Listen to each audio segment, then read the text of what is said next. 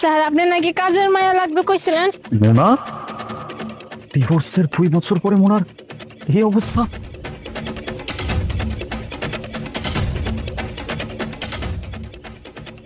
হ্যাঁ, আমার কাজের লোক তো লাগবে, কিন্তু আপনি কে? আপনার নাম কি?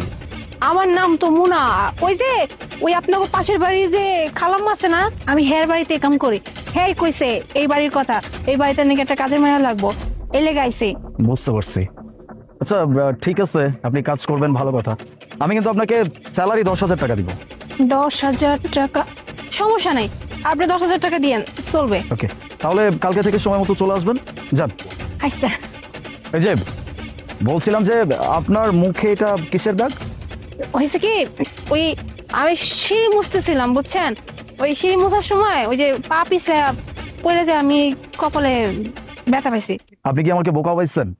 আপনি আমাকে যা বললেন আমি সেটাই বিশ্বাস করব? সিঁড়ি থেকে পড়ে গিয়ে যদি কেউ ব্যথা পায় তাহলে এরকম হওয়ার কথা না। আপনার আঘাতটা দেখে স্পষ্ট মনে হচ্ছে যে আপনাকে কেউ মারধর করছে। আপনি চাইলে আমাকে সত্যিটা বলতে পারেন, জোর নাই, তবে বললে আপনার নিজের কাছে নিজেকে হালকা লাগবে। স্যার আপনার লাগে আজকে প্রথম দেখা, আপনি তো জোর করতেছেন, আমি কইতেছি আমি আপনার লাগে মিথ্যা কথা কইছি। আমার এই কপালের চোটটা আমার ওই সিঁড়ি থেকে পড়ে যায় লাগে না, এই কপালের চোটটা লাগছে আমার স্বামী আমারে মারছে। আমি আমি বিবাহিত, আমার বিয়ে হয়েছে, আমার স্বামী আসছিল, আমার ওই স্বামীর লগে আমি বুইনা খাইতে পারি নাই। আমার স্বামী আমার ভালোই রাখছিল, কিন্তু হঠাৎ করে আমার স্বামীর না চাকরিটা চলে গেছিল, তখনই আমার মধ্যে কেমন যেন একটা খিটখিটে স্বভাব হয়ে পড়ছে যে বেটা মানুষের টাকা পয়সা না, হ্যাঁ লাগে কিভাবে থাকবো।